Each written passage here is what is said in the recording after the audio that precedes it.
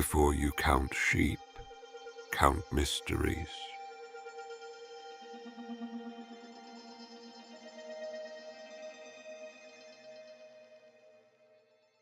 Before his name became associated with one of the most shocking criminal cases in recent memory, David Anthony Burke was known to millions by a different name, D4vd, a teenager with no expensive studio, no famous producer, and no major record label.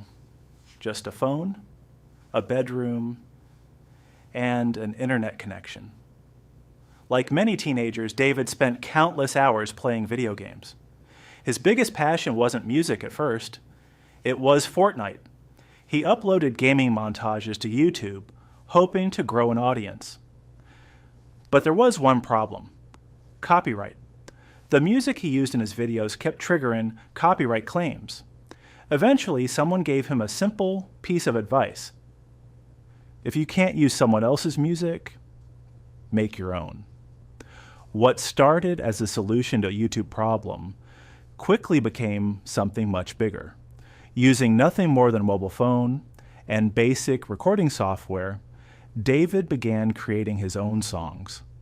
He had no formal music education, no professional recording equipment, yet within months, everything changed. In 2022, one song exploded across TikTok: Romantic Homicide. The emotional track spread across social media at an incredible pace. Millions of users created videos using the song. Streaming numbers skyrocketed, almost overnight. D4vd transformed from an unknown teenager into one of the fastest rising young artists in America. More successful releases followed. Songs like Here With Me reached hundreds of millions of streams. Record labels came calling. He signed with Darkroom and Interscope Records. His music blended indie rock, alternative pop, R&B, and deeply emotional lyrics. Fans connected with the vulnerability in his songs. Critics praised his ability to create polished music from such humble beginnings. By the age of 20, D4vd had become a global artist. He released his debut album, performed at major festivals including Coachella, embarked on an international tour to millions of fans. He represented a modern success story, a young creator who had turned a bedroom hobby into worldwide fame, but behind the rapidly growing career, investigators would later allege another story had been unfolding, one that nobody outside his closest circle knew existed. And it would soon become one of the most disturbing criminal investigations involving a rising music star in recent years. To understand what happened next, we first need to meet Celeste Rivas Hernandez. By early 2025, David Anthony Burke's career was moving faster than ever. His music was reaching millions of listeners around the world. But while his public image continued to grow, another story was quietly unfolding hundreds of miles away. It centered around a 14-year-old girl, Celeste Rivas Hernandez. To her family, she was everything: a daughter, a sister, someone with dreams, plans, and an entire future ahead of her. But in April 2025, something changed. Celeste disappeared. At first, there was hope. Friends believed she would return home. Family members desperately searched for answers. Missing person reports were filed. Investigators began interviewing anyone who might have seen her. Every phone call, every message, every possible lead was examined. As the days passed, concern quickly turned into fear. There were no confirmed sightings, no contact, no indication that Celeste intended to disappear forever.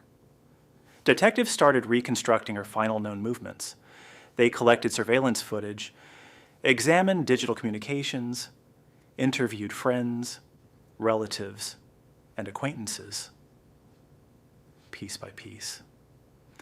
They began building a timeline of the days leading up to her disappearance. According to investigators, that timeline eventually led them towards someone they never expected. A young musician whose career was taking off at remarkable speed, David Anthony Burke. At that point, he was not charged with any crime, but investigators believed he might have information that could help explain what had happened to Celeste. What started as a missing person investigation was about to become something far more disturbing, because detectives were preparing to uncover evidence that would transform the entire case. At first, investigators treated Celeste's disappearance like many other missing person cases. Their priority was simple: find her, alive. Detectives interviewed family members, spoke with friends, collected phone records, and searched through social media activity. Every conversation, every location, every possible clue became part of the investigation. As they reconstructed Celeste's final days, one name kept appearing: David Anthony Burke. At the time, Burke was becoming one of the fastest rising young artists in the music industry. His songs had reached millions of listeners. His career seemed to be moving in only one direction. But according to investigators, evidence suggested that Burke and Celeste had known each other before she disappeared. Detectives began examining phone records, digital messages, and location data. They also interviewed people who might have known about their relationship. As the investigation expanded, authorities focused on establishing exactly where Celeste had been during the days before she vanished and who had been in contact with her. Weeks turned into months. Investigators continued gathering evidence behind the scenes. Much of their work remained confidential. The public knew very little about what detectives had discovered. Then, the case took a dramatic turn. According to prosecutors, investigators uncovered evidence they believed connected Burke to Celeste's disappearance. That evidence would eventually lead to search warrants, forensic examinations, and later, criminal charges. Burke has denied the allegations and pleaded not guilty. As of the time of this video, the criminal case has not been concluded, and the allegations remain before the court. What investigators uncovered next would transform a missing person investigation into a homicide case that shocked both the music industry and the public. In the next chapter, we'll examine the evidence investigators say changed everything. As the investigation entered its second month, detectives were running out of reasons to believe that Celeste was still alive. Every day that passed made the possibility of finding her safely less likely. Still, investigators refused to stop searching. They retraced her final known movements, interviewed anyone who might have spoken with her, and reviewed hundreds of pieces of digital evidence. Every phone call, every text message, every social media interaction, every possible clue, no matter how insignificant it appeared, was carefully documented. Missing person investigations often depend on tiny details: a forgotten message, a security camera, a witness who suddenly remembers seeing something unusual. Detectives knew that solving a case like this wasn't about one dramatic breakthrough. It was about connecting hundreds of small pieces until they formed a complete picture. According to investigators, that picture slowly began to change. As more digital evidence was recovered, detectives focused increasingly on David Anthony Burke. Prosecutors would later allege that Burke and Celeste had been communicating before she disappeared. Investigators examined electronic devices, searched digital accounts, and analyzed location data in an attempt to establish a precise timeline. Search warrants were executed. Computers, mobile phones, and storage devices became part of the investigation. Teams of digital forensic experts worked to recover messages, deleted files, photographs, and other electronic records that could help explain what had happened. While much of that work remained hidden from the public, investigators believed they were making significant progress. The case was no longer moving in dozens of different directions. It was beginning to point toward one person. Behind closed doors, detectives held regular meetings with prosecutors. Together, they reviewed every new development. Every witness statement was compared against digital evidence. Every timestamp was checked. Every inconsistency was investigated. Authorities knew that if they intended to file criminal charges, the evidence would need to withstand intense scrutiny in court. They couldn't rely on assumptions. They needed facts. As the investigation continued, forensic specialists became increasingly involved. Evidence collected during searches was sent to laboratories for examination. DNA testing, trace evidence, digital analysis. Every scientific result had the potential to either strengthen or completely undermine the investigators' theory.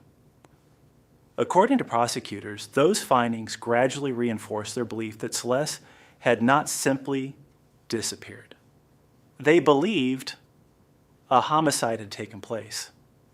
It was a devastating conclusion. For Celeste's family, hope was slowly being replaced by heartbreak. For investigators, the mission had changed. They were no longer searching for a missing teenager. They were building a murder case. Yet outside law enforcement, almost nobody knew how serious the investigation had become. David Anthony Burke continued living in the public eye. His music continued climbing the charts. Millions of fans streamed his songs. Interviews, performances, and public appearances continued. To the outside world, he was one of music's fastest rising stars. But behind the scenes, investigators were quietly assembling what they believed would become one of the most significant criminal cases involving a young artist in recent years. After months of investigation, detectives reached a decision. They believed they had gathered enough evidence to move forward. The next step would change David Anthony Burke's life forever. His arrest was now only a matter of time. After months of gathering evidence, investigators believed they had reached a turning point. Detectives had interviewed witnesses, analyzed digital communications, reviewed forensic evidence, and spent countless hours reconstructing the timeline. According to prosecutors, the investigation had produced enough evidence to bring criminal charges against David Anthony Burke. The decision marked the beginning of a new chapter in the case. It was no longer just an investigation. It was now a criminal prosecution. When Burke was taken into custody, the news spread with incredible speed. Within minutes, headlines appeared across social media, news websites, and television broadcasts. Fans around the world struggled to believe what they were reading just months earlier. D4vd had been celebrated as one of the most promising young artists in the music industry. His songs had accumulated hundreds of millions of streams. He had performed at major music festivals, toured internationally, and built a devoted fan base. To many people, he represented the modern American success story, a teenager who had turned a bedroom recording setup into a global music career. Now, his name was appearing for an entirely different reason. Prosecutors charged Burke in connection with the murder of Celeste Rivas Hernandez. The allegations immediately became the subject of intense media coverage. Television networks interrupted regular programming. Journalists began examining Burke's past. His music, interviews, and online presence were suddenly viewed through a completely different lens. Meanwhile, investigators remained focused on preparing their case for court. According to prosecutors, the evidence they had collected over many months would demonstrate Burke's involvement in Celeste's death. Burke, through his attorneys, denied the allegations. He pleaded not guilty to the charges filed against him. His legal team argued that the prosecution's claims had not yet been proven, and emphasized that every defendant has the constitutional right to a fair trial. Under the American legal system, an arrest does not equal guilt. Criminal charges are allegations, and the burden of proof rests entirely with the prosecution. The defense insisted that the evidence should be carefully examined in court, not judged through media headlines or public opinion. Despite that, public reaction was immediate. Some fans expressed shock. Others refused to believe the allegations. Many simply waited, hoping that the court proceedings would finally reveal what had happened. Online discussions quickly became divided. Supporters of Celeste's family demanded justice. Others urged people to remember that Burke had not been convicted of any crime. As emotions continued to rise, one thing became clear. This was no longer just another criminal case. It had become one of the most closely watched legal proceedings involving a young music star in recent years. Every hearing, every court document, and every statement from either side would now be followed by millions of people around the world. But the biggest battle had yet to begin, because soon, prosecutors and the defense would finally face each other in court. And it would be there, not on social media, where the evidence would be tested. In the next chapter, we'll examine the prosecution's evidence, the defense's arguments, and the questions that remain unanswered. With David Anthony Burke now facing criminal charges, the case entered a completely different phase. The investigation was over. Now, the focus shifted to the courtroom. Prosecutors believed they had assembled a compelling case. According to court documents, they intended to present months of investigative work, digital evidence, forensic analysis, and witness testimony. Their goal was straightforward: to convince a jury, beyond a reasonable doubt, that Burke was responsible for the murder of Celeste Rivas Hernandez. But criminal trials are rarely simple. Every piece of evidence, no matter how convincing it may appear, can be challenged.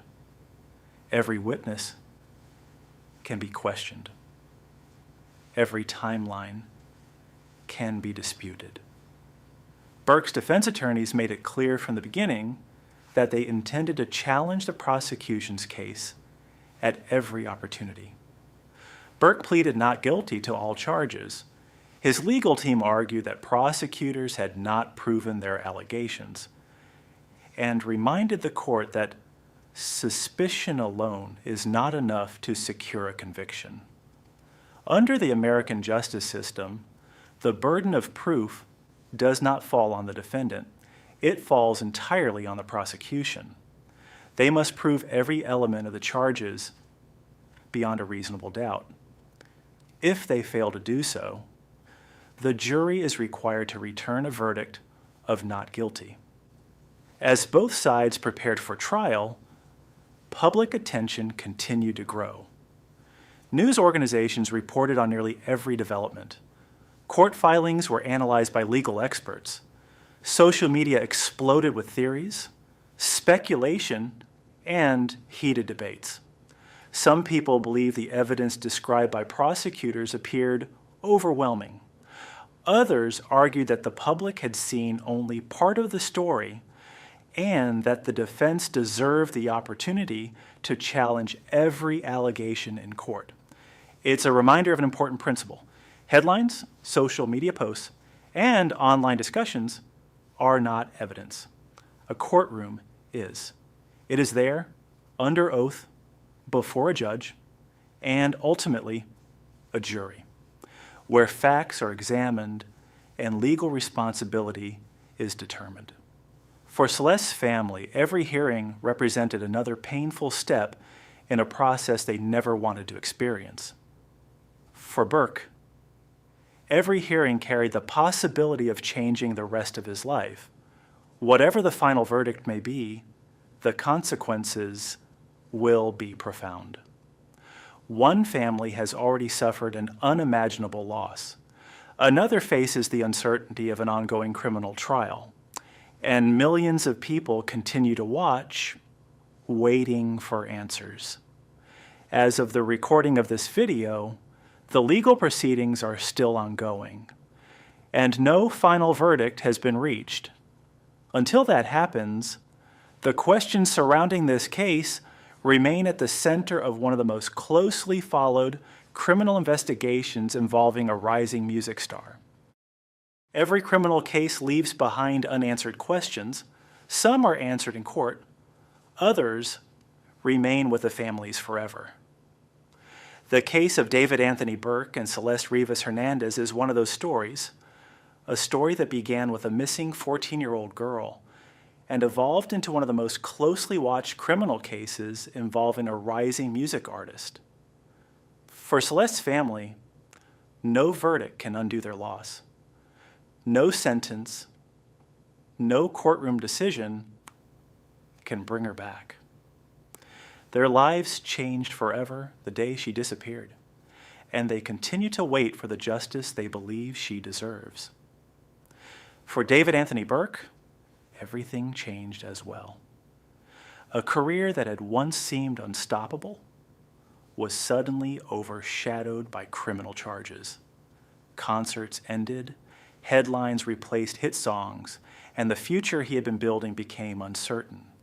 Yet despite the enormous public attention, one fact remains important. Burke has pleaded not guilty. Under the law, he remains presumed innocent unless proven guilty beyond a reasonable doubt. The responsibility for determining the truth now rests with the court, not social media, not news headlines, not public opinion. Only the evidence presented before a judge and jury can decide the outcome of this case. Cases like this remind us how quickly lives can change. One moment, someone is celebrating success. The next, they're at the center of a criminal investigation watched by millions. They also remind us of something else. Behind every headline, there are real people, families, friends, victims, and communities forever affected by tragedy. As of the time this video was made, the legal proceedings are still ongoing. The final chapter of this story has not yet been written. We will continue following the case, and if significant developments occur, we'll return with an update. Until then, the truth remains in the hands of the justice system. Maybe one day, the court will provide the answers everyone has been waiting for. But until then, don't count sheep, count mysteries.